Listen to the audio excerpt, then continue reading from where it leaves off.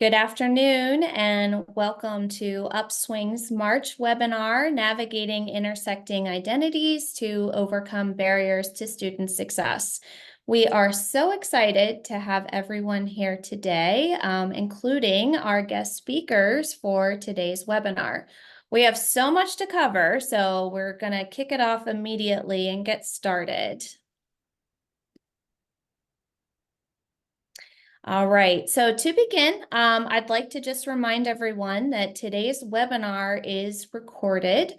We are planning to send out the recording as well as a free professional development certificate within a few days of the webinar. I also wanted to remind everybody that you have access to the chat today. So if you'd like to drop a note about where you're coming from, we're always so excited to see everyone. We have almost 200 people registered for this webinar, so really excited to see everyone here today. We also wanted to note that we are going to have a Q&A session at the end of the webinar. So any questions that you have throughout the webinar, even before we get to that particular section, you are welcome to drop those questions in the Q&A. We are so excited about today's webinar topic, but we would like to remind everyone that, intersecting identities can be a sensitive topic, and we'd like to ask everyone in the room to be kind and professional to their peers.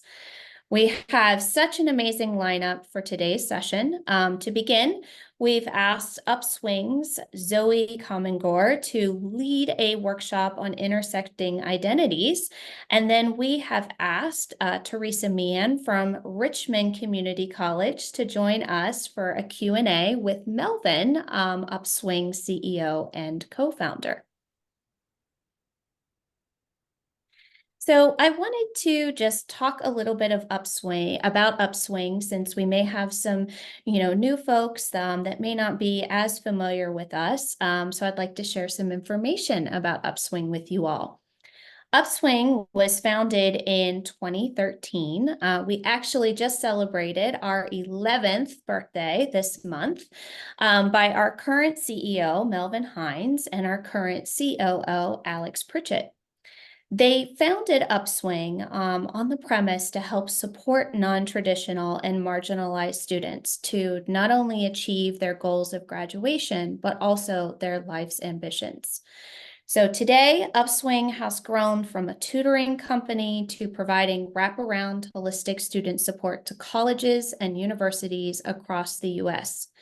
And our goal is to partner with you to bring your student services online and supplement them through our online tutoring, advising, writing support, mental health, and our SMS virtual assistant, Anna. Our mission is to help students receive the support they need, no matter where and when they are. So we're going to be talking a lot about Anna today, especially as Zoe does her workshop. So I wanted to make sure that I introduce Anna, as Anna will be mentioned throughout today's webinar. Anna is Upswing's SMS-based virtual assistant and a key part of Upswing student success. So when we think about holistic student support, our very first objective is to bring all of those resources together so students can easily access them on our platform. Anna, however, really provides that proactive support to help students get there and to let them know that those resources exist. So we use Anna to send student reminders, information, and encouragement to students every single day. The data we collect from Anna's interactions with students also allow administrators like yourself to identify unique needs and to intervene earlier. More importantly, and most importantly, students love interacting with Anna each and every day, as evident by the messages that we receive. So I could go on and on about the benefits of Anna, but I do want to hand it over to my colleague Zoe, who's going to talk about Anna and how it's used on our support team, and then also get into our workshop on intersecting identities. So I'm going to stop sharing and let Zoe take over.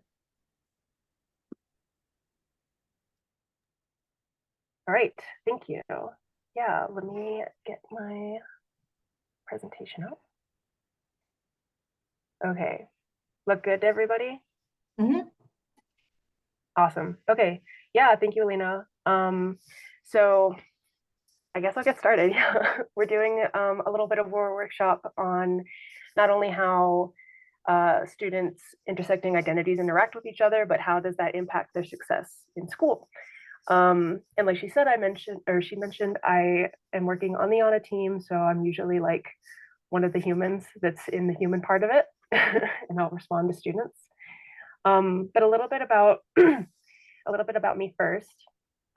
So I have a background in education. I have a master's of science in education actually. And I've been teaching English for a couple of years before I came to Upswing. But now I'm on the student success team or the ANA team. And I also tutor on the side because I've been tutoring for like 7 or 8 years and I didn't want to let go of it. So in my day to day, I'm usually working with students, trying to connect them to support, whether that's at their own schools, within Upswing, or like outside support as necessary. And then a little bit about ANA, like I guess I don't have a whole lot to add. Some of the things that we can do, like we send these these mass texts out that Elena had mentioned, but we'll also answer questions, or if it's clear that we're not able to solve an issue for a student, we can escalate conversations to the right person at their school. And we can send resources ranging from contact information for how to meet with your advisor, all the way to like a link to a scholarship database if that's what students are needing. And we also try to like monitor our conversations pretty quickly, or frequently, I should say, and try to communicate with administrators about what we're learning, as well as internally. So I think from there, I'm going to get right into my own agenda. So these are like, again, if you are joining us after Elena's wonderful introduction, we're doing a workshop on things that can be kind of sensitive, but this is not designed to be a confrontational workshop, like at all. And I'm going to try to take care of everybody. I will ask for some participation, but it's all anonymous. I'm not asking anyone to share anything that's too personal or anything like that. I just want to share some of the things that we've been learning and invite everybody here to consider some of those same concepts or questions, and how to apply those to your work with your team, your students, your spaces, etc. And then this is going to be kind of fun. I don't know how many people here have used Mentimeter before, but you can open another browser if you're on your computer, or you can use your phone to participate. Once you sign in with the code, there will be some slides throughout that you can interact with. Most of them are just like open-ended questions that I'm asking people. So I'll give everybody a second here. And maybe once you are able to get in, oh good, yes, give me some thumbs up. That's what I wanted. Okay, cool. And then I'll have instructions on all of the slides too, if it takes a minute.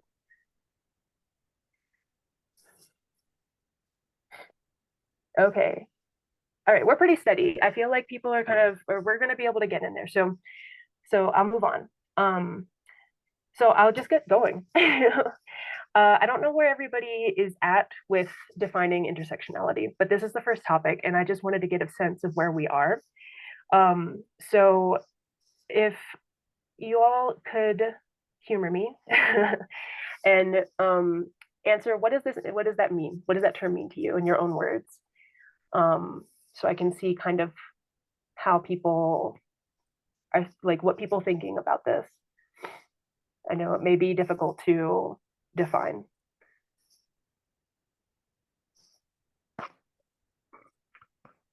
Yes. Okay, cool.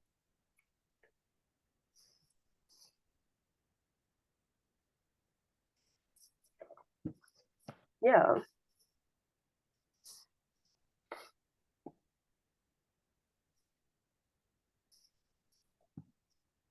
Yes. Okay. and I can scroll at different facets of an identity. Affect our experiences. Okay, yeah. Okay, thank you all for doing that. I think these are really good answers, and I can go ahead and also try to explain as well. So for those of you who aren't aware, that term comes from Kimberly Crenshaw, who's a race scholar or civil rights scholar within race and feminism. So she called it a metaphor for understanding the ways that multiple forms of inequality and disadvantage sometimes compound themselves. So those of you who had mentioned that it's explicitly about like privileges and disadvantages when it comes to our identities, like basically nailed it. The you can kind of think of it as like a street intersection, like almost literally. But if your identity, she talks about identity as the relationships that we have between people and places, institutions, populations, and communities. And it's very the term intersectionality is very much about like whether those identities are disadvantaged and how and when they interact with each other or other people's identities, like are they privileged, do they receive benefits or disadvantages. So depending on where like the intersection of your race meets with your gender, like we will interact differently with the world. And whether or not your identity is oppressed or privileged can also change in different contexts. So like an example, since we're all in higher ed here, a student who only has a high school diploma is obviously not going to be as privileged as somebody who has a degree from a community college, right? But that person will not be as privileged as someone who has a degree from a state university, a four-year degree. And that person maybe not as much as a private or an Ivy League. So in those contexts, you can kind of see where the privileges and disadvantages line up. And that gets even more complicated and wrinkly when you add age, race, ability, gender, and all kinds of things. So it's a really big concept. But cool. It kind of seems like people kind of like had an idea about that. So that leads me into this little activity I wanted to do. And this might be a little tough, so I will acknowledge that here. But it's an activity where I just want everybody here to consider what sort of intersectionalities you have in your own identities, in your own lives. When you can understand those privileges and disadvantages that you experience, from there, how can you better understand the students that you work with? And then the most important question is, how can I leverage those to support students? This is the kind of work that my team and I have been doing at Upswing, for example. So I'll just put that there. These are the questions I want you to think about. Be gentle with ourselves here, because my aim is not to make anybody feel bad about the ways that they're privileged. Really just wanted to bring up this as like, yeah, like what kind of opportunities do I have to help students better? So the activity is, I want you to look at this chart. It's called a matrix of oppression, and I got this from the University of Colorado. It's not comprehensive, but it's a really great tool to understand the different aspects of our identities and where they are privileged, on the border, or are more targeted. So really just take a minute here to kind of note where you are in these different categories. Not sharing your answers with anybody. This is just for you. And consider the ways that you're privileged versus disadvantaged, or kind of like somewhere in between. That's what the border groups are. And I wanted people to kind of pause, maybe take a tally of like how many of each type of group you belong to, just for a second.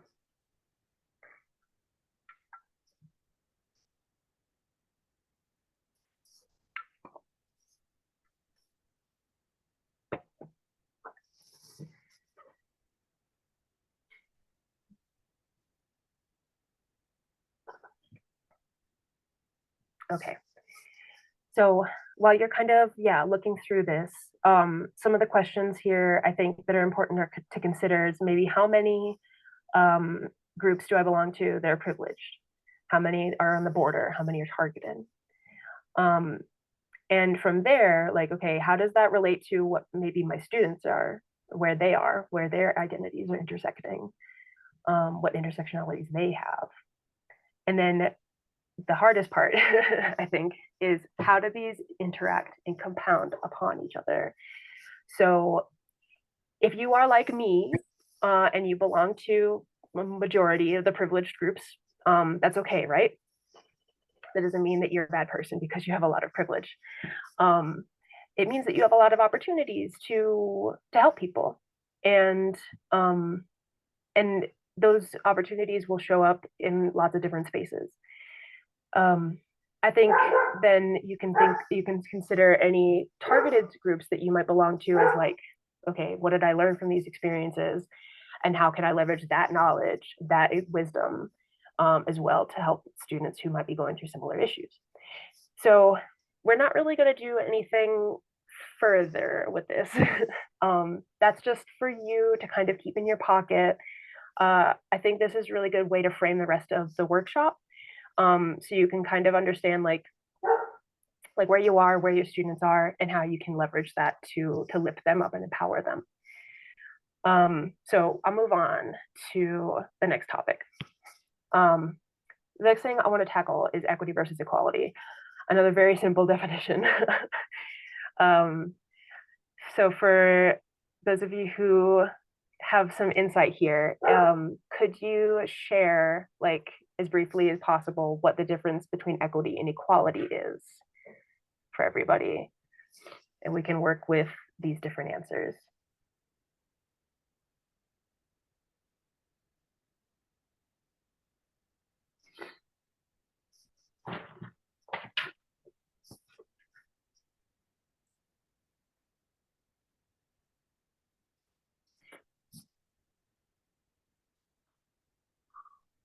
Yes. Yeah, I think that's a really good place to start. Mm-hmm.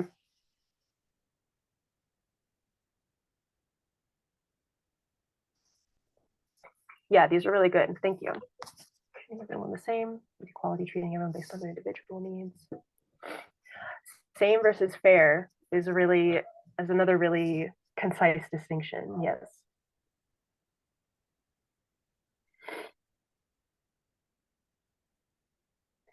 Yeah. Okay. Okay. I think I can move on then, because it seems like a lot of you do have a really good idea of this. I don't need to explain this in depth really. But basically, yeah, like equality is based on this assumption that we all begin with the same advantages and disadvantages, and equity basically says no, that's not true. And from there we are offering support and help, knowing that we all start in different places. So I did have a quick like graphic to share, just for if in case anybody kind of has a hard time like visualizing this. I thought this was really great. Yeah, because everybody in this picture has the same goal, right? But in the equality side of it, if they all get the same supports, it really only actually works for one person. Everybody else is either not able to do it or is really uncomfortable. Whereas with equity, they all have the same goal, but they all have different needs. So they're given different resources and different supports, and then they're able to accomplish the same goal. The same organization had this graphic as well that I really liked, because it shows it's not just like an issue of physical needs either. It's very much like it can apply to everything. You would not give somebody who is in, like, if you have a low income student and they are going back to school after decades away from being away from college, like they might need different supports than a recent high school graduate who's also low income potentially. Or you wouldn't give the same supports to somebody who's suffering you have two students who are one suffering from anxiety, one from depression, you wouldn't necessarily give them the same supports either. So that's kind of just all about what equity and equality is. And some of the questions that this spread brought up, and we've been talking through on my team, like we're writing these texts that students receive throughout the year, and also trying to respond to inquiries as those come in, looking at like what students have asked for in the past, and trying to predict as best we can, like how to serve and how to support as most of them as we can in the future. Like these are some of the things that we've been considering, like, okay, so what kind of issues are they navigating? How can we understand their institutions that they're attending better, and what would they benefit from the most? And that led us to this, or rather we've been doing some trainings to try to understand this better, and that led us to a study from UT Austin that I wanted to share with everybody. So this is like, there's a video about this on YouTube from PBS NewsHour. But the study was about, yeah, like why students drop out at this particular school anyway. And David Laudy, who was teaching there, he was actually one of my colleagues, chemistry professors, which was funny. He had done this study where he realized, like, I've been failing a lot of students, and I might be the reason a lot of my students didn't become doctors or scientists. So he looked into that, and what he had found after doing this like big, I guess it was kind of an ethnography of his school. What he had done was look at all of these schools who drop out, and he found that the highest indicator of somebody who would drop out would be their having a low household income. So in other words, their study habits and work ethic didn't matter. He even saw that students from wealthy families graduate at twice the rate as those from poor families, and that included students who had the exact same SAT scores. So like it was really shocking. And he found that the reason that this happens is that poor students, or students who come from disadvantaged backgrounds, don't feel that they belong in that school and in higher ed in general, most likely. He even had mentioned that like if a wealthy student bombs a test or even fails a class, they can call home and we'll hear like, oh, it's okay, this happened to me, you'll be all right, you can try again, don't worry about it. But somebody who comes from a disadvantaged background, or from a low income background, might do the same thing and hear, well, see, I told you so. Like, this is why you shouldn't be here in the first place, which is just so devastating emotionally and socially. So this was really impactful for the team. And we were like, okay, well, we need to figure out like something to do about this. So far, we've established that all of these intersecting identities that students have give all of them different advantages and disadvantages. Equal supports, not necessarily helpful for everybody, but equitable supports by definition are helpful for everybody because that's what they need. And that UT Austin study I thought was a really good example of that. So like students are most likely to drop out because they're poor. But even if they have like an equal support of those students would be like a federal aid package, right? They all can have those, but that's not necessarily what they need. And equitable support is a support system that really believes in them and encourages them to finish school, encourages them to triumph after they fail. So like, but then the question was like, why is it that? Like, why is it that they need that support system? So I'll go over this briefly as well. The next topic is how trauma works with the brain and the body. And this is really quick. I think a lot of us will already know about this, but I think we've heard of these, like when you a trauma response could look like fight, flight, freeze, or fawn, where you submit to the danger. And that last one is like maybe one that people haven't heard of, but these are all really normal stress responses. This is the body like perceiving danger and trying to keep us as safe as possible. And there's nothing inherently like wrong with that, right? But when you are subjected repeatedly to danger or repeatedly to harm that you are not able to cope with, you develop a hyperactive alarm system. And that's what trauma is, this constant stress response state. And if that happens, especially from a young age, it can really affect how your brain develops. So this posed a really important question for us as well. Like, okay, if we're dealing with students, or not dealing with, but if we're trying to help students who have like serious or who are dealing with traumatic issues in their lives, like what specific changes could be a factor in the way they interact with people, the way that they perceive us, professors, advisors, other students, their schools, etc. So I'm curious about what people here might think. So while you all are entering your responses, I can share some of the things that we came up with on my team. Since Anna is here for like specifically to help students, we realized yeah, they'd be very like highly skeptical, right? Asking for help is so vulnerable. It's really, really hard. Asking for help is so hard.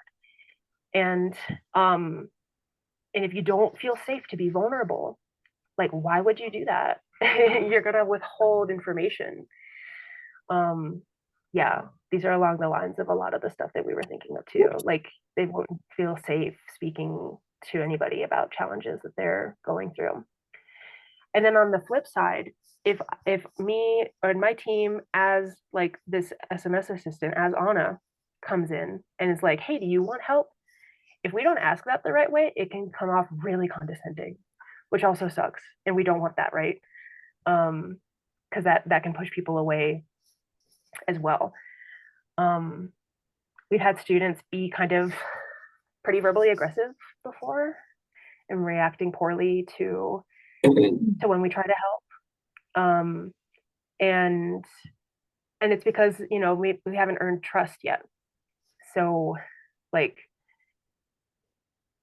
it's just about being mindful of that. And it's changed a lot of how we approach working with students. So thank you, yeah, for everybody who submitted these. I think these are also really good examples. So then it's like, yeah, how do we address all of these issues? We looked more into like what students individually might need, and this came up. And this is such a fascinating topic. Like you could do a whole workshop just on this. You could do a whole line of workshops just on this one. But I got this term from a TED Talk from Anthony Jack. I don't have time to play it, but I highly recommend it. And you can see it's about how he talks about how access isn't exactly like access and inclusion are not necessarily the same thing. And I think that I know I have like accidentally like combined those terms before. So he talked about his own experience growing up. He said I believe he's from like a poor part of Florida, and then he got into a really nice school up in Boston. He's now an author and a faculty director up at Boston University. So this TED Talk was like, describe the hidden curriculum as these expectations or the unwritten rules that students just don't necessarily have access to. They don't learn the way that you do if you went to like a college prep high school. So it can be super big, like there can be massive culture shock if you go to a public school or wherever that you aren't prepared and then enter to college and suddenly like it's a whole new social landscape. And it can be really difficult to engage with faculty, which is so important to success in higher ed. Those relationships like can take you out of school into the professional world, and students are really missing out on that because they just aren't explained some of these things that exist on the hidden curriculum. So I asked this around Upswing, but I was curious about what examples maybe people here have of like things that were on your own hidden curriculum or your friends or your family, nothing too personal, obviously, if that's uncomfortable. And also, you know, the hidden curriculum changes constantly. it's it's very dependent on like the specific school you go to, the state, wherever you are, the time you went. So if it's not recent, that's fine also. I'm sure the hidden curriculum flipped completely post COVID. Um, but there could be, yeah, there's like a lot that people could go into. I think time management is a huge one. A lot of students, like, I don't think I was prepared at all. And I went to, I checked a lot of boxes for like the college student that colleges look for. Um, and I still like needed to relearn how to manage my time. Sure, forks and spoons. Yeah, I didn't either. I didn't know that I could ask my professors for help with better understanding their assignments. I thought I was my own. Absolutely, that happens a lot. Some of the other examples that we had on the team was like some students, some of us, we didn't know to be more demanding of our advisors, by which I mean, you go to, you're doing your degree, you have some general education requirements, and your advisor just puts you in one, maybe thinking that that would be like, I don't know, just like an honest, like, oh, maybe you'll like this one, here you go. And then it turns out there's one that you wanted to take instead, but you're afraid to ask because this advisor is an authority figure and you don't know how to say, I want this one instead. Didn't know that you could ask for accommodations. Yes, sending emails, absolutely. A lot of students don't know about different offices on campus. Yeah. And the relationships with your instructors and your professors also.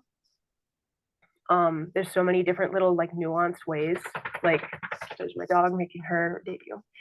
Um, Lots of different nuanced ways that you can have like really productive relationships with faculty that people just like wouldn't know how to do. So yeah, thank you all for sharing these. I appreciate that. I know that might be like difficult to do. So I'm glad that thank you all for being brave.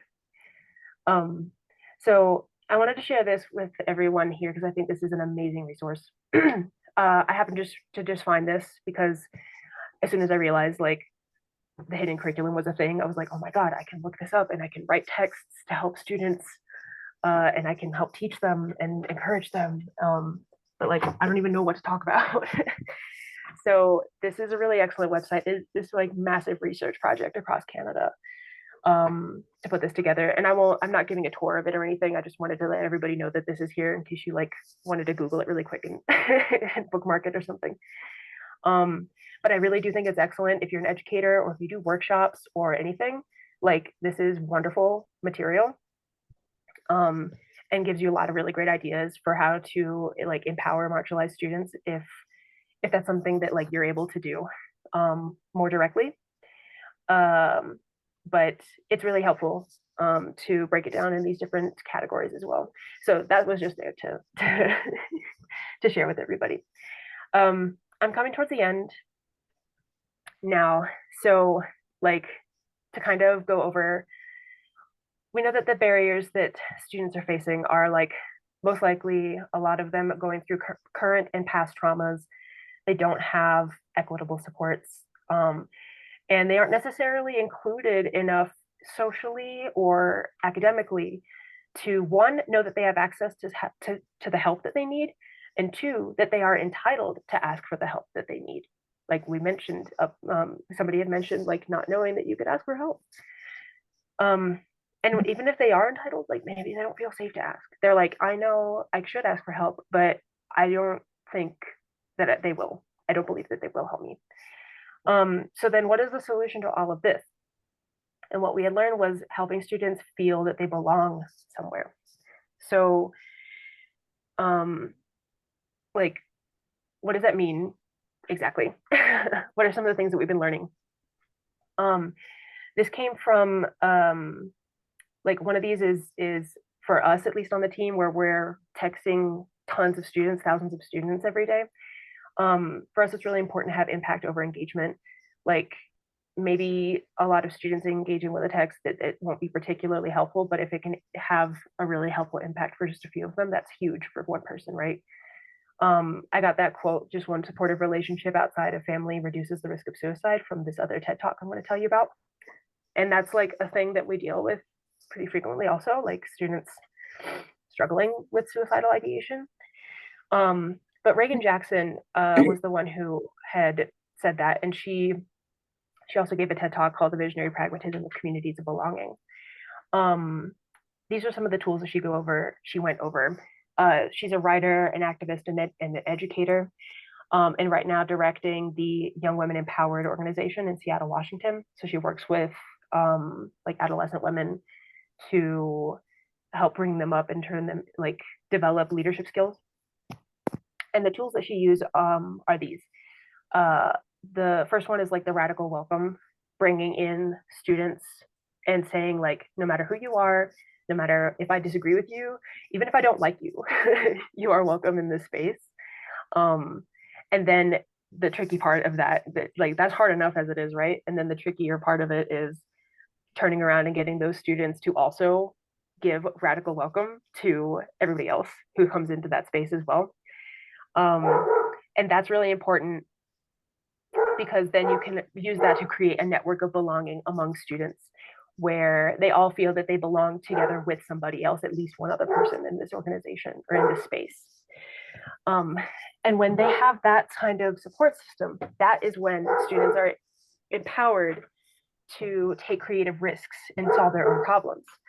That could be with professors if they're challenged and if they're facing challenges in the class, or it could be with other students in a group work project, or it could be with their advisors, or outside of school. It can be at home, professional development, and like basically every social facet of life, right? So this is like, it's impossible for us if we're running a texting service to do this, right? But there are things that we're able to take from this to, what's the word? We can apply, there's some things that we are able to apply, like the radical welcome, as Anna at the very least, right? So for my team and Upswing in general, this kind of, I think, turned into providing a space and a listening ear for students. It's really changed how we approach them and we're writing and responding. We're also taking like trauma sensitive training, cultural sensitivity training. And we've asked ourselves, like, what does it really mean for students to belong somewhere? So I thought it would be fun if everybody here could include something that they thought, what does it mean for you to belong, possibly? And we can make a little word cloud here, kind of at the end. We're about wrapping up.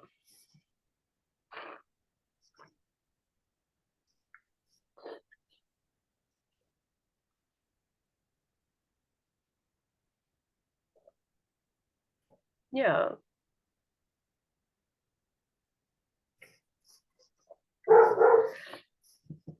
Here we go. Yeah. Community.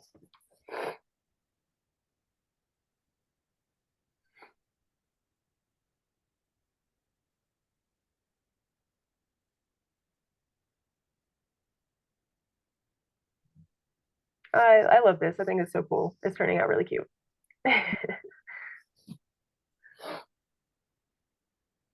Yeah, exactly. And these are the things that students want.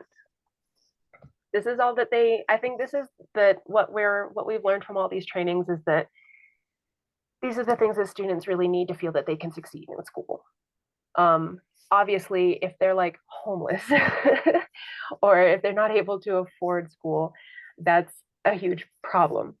But if they are in school, this is what they can use.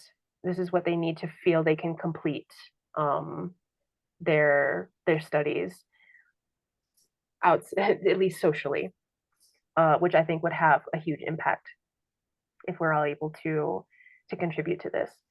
So yeah, thank you all for that. I wanted to wrap up with some wisdom from Dr. Hilton, who is an administrator and another partner that Upswing works with. And he had mentioned in a previous webinar focusing on what you currently have to support students instead of just what you want to support students, so that you can get started sooner rather than later, right? So I wanted to, with that in mind, I wanted to invite everybody here to think about the same things that we've been considering at Upswing. And it kind of boils down to this question: what are some equitable ways that you and your team can engage with or support students? And that's all I got for the workshop. So I appreciate everybody listening. I appreciate everybody who participated and for being here. And I hope that, yeah, you got something out of this. Thanks. Wonderful. Thank you, Zoe. We're going to transition now to the second part of the webinar. I'm going to share my screen and I will let Melvin take it from here. So go ahead, Melvin. All right. Yeah. Thanks so much, Zoe, for just sharing more of the insights that you and the rest of the Honest Support team have been fielding and sharing with the students as well. You know, this is a big part of the reason why I created Upswing in the first place, was that this recognition that a large part of the sensitivities the students have, the skepticalness, really can kind of come from, you know, many of those backgrounds.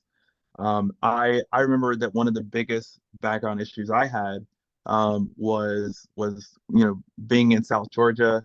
I grew up in a town called Albany, and I remember, you know, going to the community college I went to, which was also in that same town. Wasn't really that big of a transition from high school to college. You know, some of my same teachers were teaching at the community college, but when I went to the University of Georgia, that was where there was a really huge difference there. And I just felt like I was just a small number amongst over 30,000 students. Very few people looked like me. Very few people were from South Georgia. Most people were from either the Atlanta area or other places, and you know, had preconceived notions of people from the southern part of the state.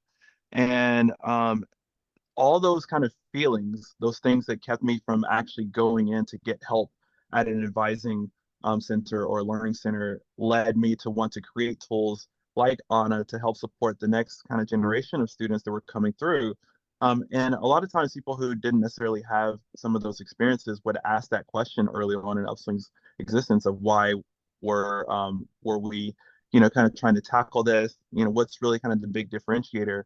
But I just knew that, you know, in these communities like the ones that I grew up in, there was that big issue. And so as we were hearing Zoe's conversation internally, Elaine and I were just like, this definitely has to be something that we share with more people. We have to get this outside.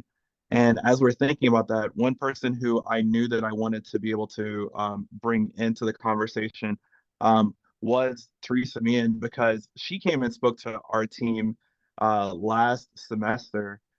We were holding an event here in Durham, North Carolina, and she was so gracious enough to come up from Richmond Community College, where she's the Academic Success Center Evening Coordinator, and shared some of her experiences and some of the things that she's had to not only tackle, but also the ways in which she's been, you know, having to kind of support different students based off of their backgrounds, based off of their family life, based off of, you know, a lot of times the religious supports and things like that. And I just couldn't think of anyone better to have here than Teresa. So I really appreciate you coming on as well. It's really exciting to have you in this conversation here. Thank you. Yeah, and so I'll jump in with the first question here. Would you mind just kind of sharing with everyone here just a little bit about just the roles and responsibilities that you serve as the evening coordinator at the Academic Success Center at Richmond? Sure. So I partner with Siobhan Lockhart, who's the day coordinator, and we oversee the operation of the Academic Success Center holistically. She counters most of the tutor scheduling and the math lab, where I focus on the writing lab, and I also help students with like academic coaching, which means like things like time management or higher order reading skills. I work with some of the unique student populations on campus, like our nursing students, some of the guys from the substation relay, and different populations of students who struggle uniquely because of some of the lackings of their high school, middle school education years. And so we do a lot of testing here in the Academic Success Center, and basically, and so we also help a lot of instructors and admin with just whatever seems to be the thing that happens that our students need. And so around here, we say that we believe that they can, and we want to do whatever we can to help them be successful. And sometimes that just means a listening ear or a voice of encouragement, or just someone to be the champion for the students, because they don't know exactly, like you said, that unwritten curricula. I love that concept. Is they don't know how to negotiate the soft skills, the communication skills, the social skills, the emotional skills that a lot of times have worked for them in the past. Like sometimes I tell them, I said, drama doesn't work around here. You can't come in and be loud and be like, and think you're just going to get your way just because, you want to, and that just doesn't work around here, but it has worked. When you go to Walmart and you yell at enough people, you're going to get your money back.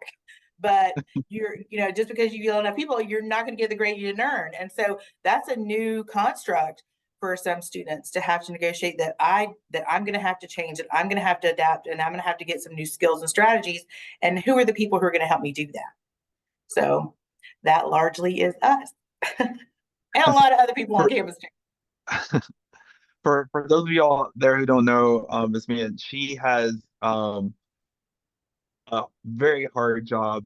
We spoke about just some of the stories that she's had to kind of ingratiate herself within when it came to so many different students coming through her office who are facing so many challenges.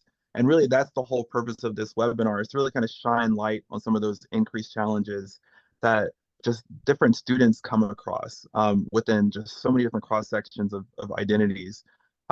I wanted you to just kind of maybe share a little bit about just some of the challenges that you've seen kind of come into your office without like me giving up more any of the things that I know that you have back there, because I don't want to steal your thunder.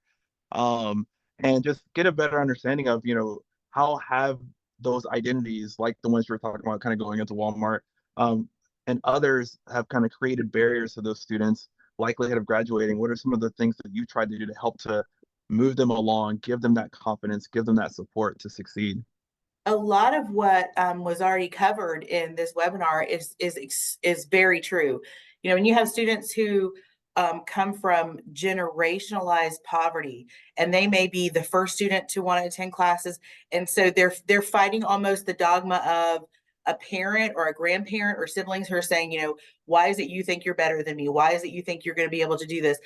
You're never going to be able to be successful. Just get a job and do what we do.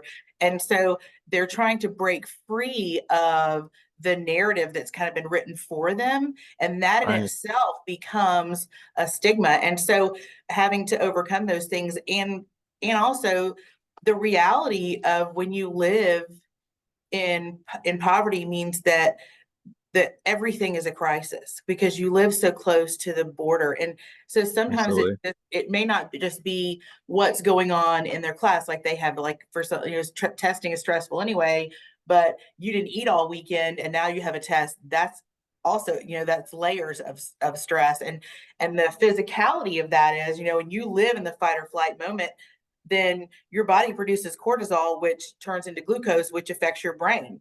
And so those kind of things, it takes a long time to grow past that.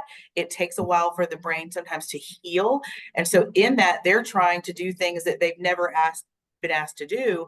And so those layers and layers of challenges, and how do we address those, just sometimes becomes on a case by case basis, that you may need something this week that maybe last week you didn't. And so that comes back to all those communications, being able to advocate for yourself. Who are the people I can go to? And I'm used to being, when I have asked for help, getting shot down, or when I have asked for additional support, somebody telling me I'm not worthy of that.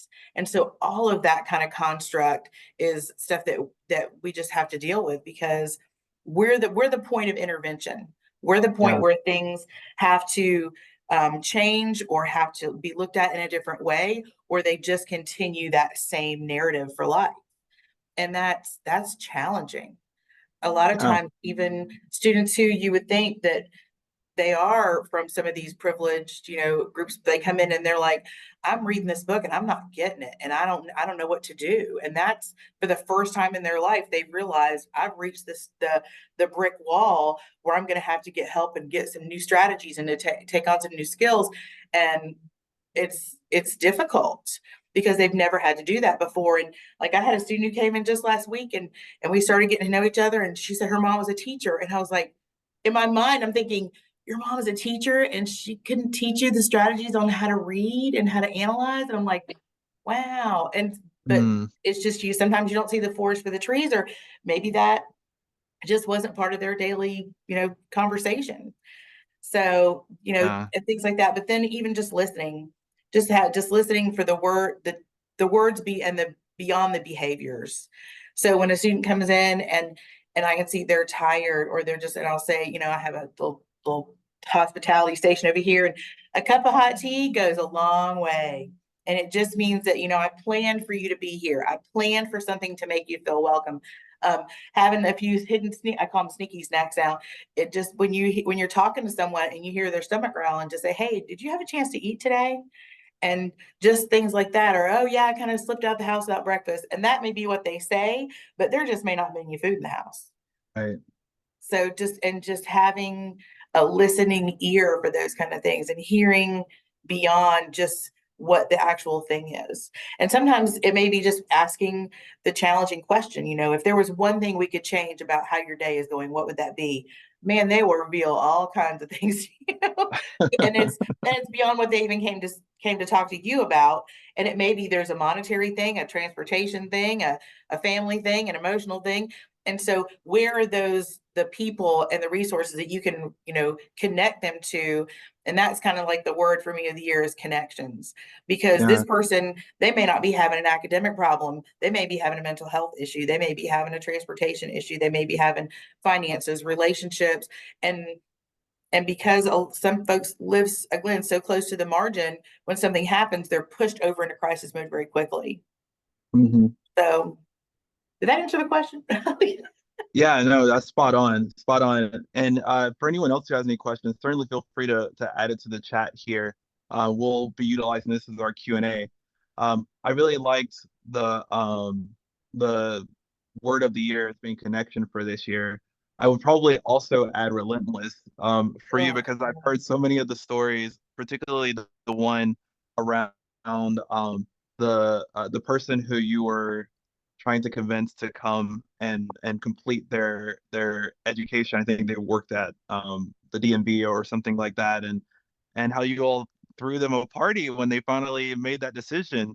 There's just so many different ways in which you've just kind of gone above and beyond to try and make these students feel that someone cares for them, that someone Right. wants them to succeed, that it's not just them out on an island, but that they actually feel connected, which is so Right. amazing to see there.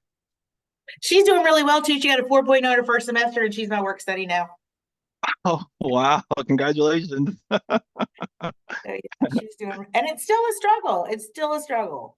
You know, you're a single mom, and she has to count every penny, and but she's working it, and it's the short game that gets you to the long game. Yeah, that's So exactly it. yep.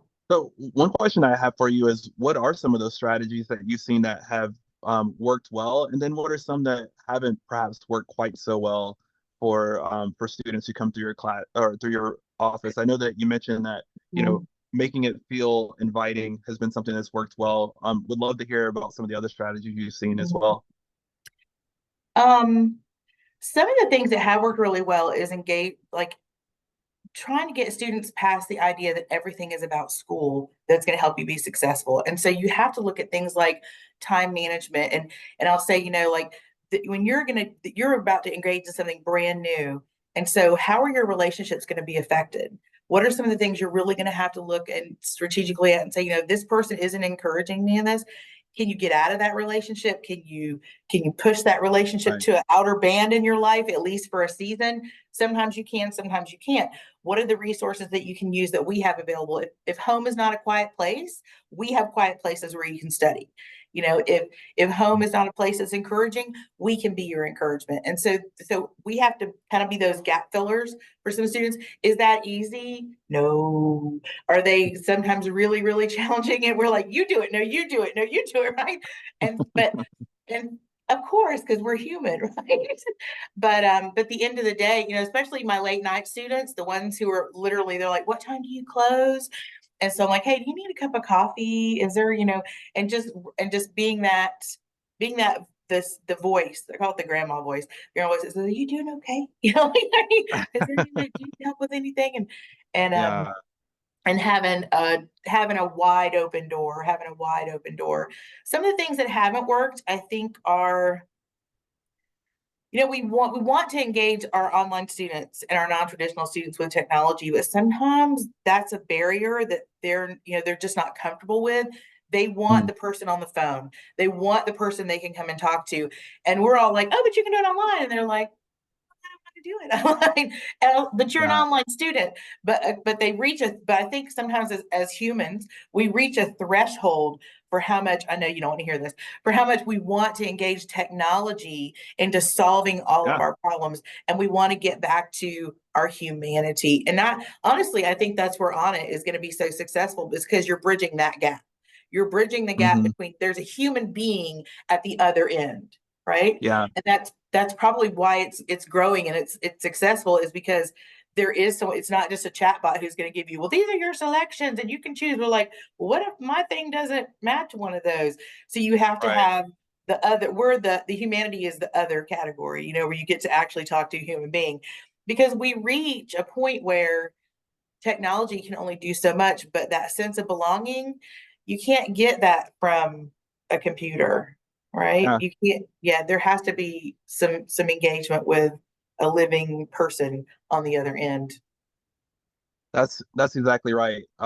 We can't utilize the, technology tools to be a replacement for that connection, that belonging that people need. We need it to, help to augment, amplify those types of connections that students are looking for, particularly students who, as you mentioned, are right there at the border of crisis multiple times throughout their semester. And Yeah. any one of those could really take them out. So absolutely agree with you there. One question that I also had was, just as you're thinking about the advice that you would give to, other administrators. We certainly have people from all over the country who are on the call right now. Mhm. And maybe for many of them, this might be the first time they've thought about how all these different types of intersections could impact students. Mhm. What are some of the ways in which they can think about making themselves as approachable as possible to students, while also making sure that they're protecting their own kind of mental health, mental bandwidth, those types of Right. things? Wow, that was a loaded question. Um, well, first, I think my first thought is, it's important to know what resources you have on your campus, but it's just as equally important to know what's available off campus. So, like, know where the food pantries are, know the director of social services, because that can be a huge resource. Know how somebody applies for EBT, know how someone, know your financial aid people, and know if there's those pockets of money that come available toward the end of the semester. So ask the questions and kind of like read the emails, look at the bulletin boards, just keep yourself as someone who's informed, or know that person who is, so that if they have a unique need that comes available, like we have a clothing closet here on campus. I did not know that. And so I reached out to one of our and he goes, we have a professional closet, send them over to da-da-da, and they can get them, a couple sets of clothes so they can get ready for an interview. And I was like, stop Mm, that. We do not have clothes. So it's just that's things like awesome. that. You just don't know. Or someone who just paying attention to the needs that aren't asked for. So like that. I had a student, and this didn't happen here, but I had a middle school student. He came to school and he had duct tape wrapped around his shoes. And I Mhm. was like, I pulled him aside and I was like, sweetie, does Miss Ann need to help you get some shoes? And at first he was like, no, these are just my favorite shoes and I don't want to let them go. And then no, it was so I kept Mm. asked a couple more times and I said, Miss Meehan has some connections. We can get you some shoes. And he was like, okay. Well, the first pair of shoes his dad stole. He stole his Oh shoes. man. But the second pair, I called the dad and I said, if you don't wear those shoes to school on Monday morning, Miss Meehan's going to be coming to see you. And so you do have to go. And now, would I go there? I don't know. But, but that dad knew that I knew what was going on. And sometimes we just have to advocate. That's right. Yeah. But that goes back to the last part of your question is how do you protect yourself against all of that? Yeah. And you have to realize that there are limits to you too. And so you can do everything you can possibly do in a day, and then your head hits the pillow and you just have to let it go and try again the next day, which is hard for some folks, but I think you get seasoned in it. So, Yeah. but Yeah. take I care of remember you. yourself too. Yeah, absolutely. I remember you also mentioned just making sure that you have a support group. I remember you talking about that support group last fall as well. And, you Right. know, yeah, it's that these experiences, these encounters get challenging, They making do. sure that you have that ability to, kind of decompress and, Mhm. have others that you can have supporting you as you're supporting others. Right. Absolutely. Yeah, you have to have a life. You have to have a life outside, and that's okay. Sometimes it feels selfish to walk away knowing that other people are struggling so much, but you go home to maybe a nice home or you jump in your really nice car and that's okay because those are the things that you've been given and they're blessings to you, but you're also a blessing to other people. Right. Absolutely. So, Absolutely. Well, I really appreciate you taking the time to just share more of your experiences here, as well as the ways in which you're helping to support students at Richmond. I think that this is something that is definitely going to be able to help to improve the lives of just so many students across the country. Um, Kudos to you for the work that you're doing here, and thanks too. again. I just live to amplify the things that you guys are doing, so. Appreciate all the work that you guys are doing, and also big shout out to the Zoe for the presentation here. This is Zoe's first presentation, so Yay. kudos to you, Zoe, and thanks everyone for taking the time here to really kind of hear and understand more about this. I'll kick it on over to Elena to wrap it up, but just really appreciate Yes. everyone's time today. Yeah, thank you, everyone. And thank you, Teresa, and thank you, Zoe. Really appreciate everybody's interaction today. I hope you enjoyed it. I know we always learn so much when we're together, so I appreciate everybody participating and spending some time with us today. So I did want to share before I let you go that we do have another webinar next week, really digging deeper into our product Anna. So if you'd like to learn more about that, it's absolutely free. It's on April 4th at 12 p.m. Eastern. Someone's going to drop the link in the chat if you want to register for that now. We'll also send it out via email with the recording as well as the professional development certificate. Again, thank you so much for joining us. If you have any questions at all about today's webinar or about Upswing, yeah, Look at that was that. actually, I think that was from the day that Yeah, you this was visited from the day you were us. there. So, yep, really good picture. Nice. Yes. So again, thank you for joining us. If you have any questions, don't hesitate to reach out. We're always here to help, and I hope you all have a great day. Thank you. Thanks, everyone. Thank you Wow, all. that was really awesome.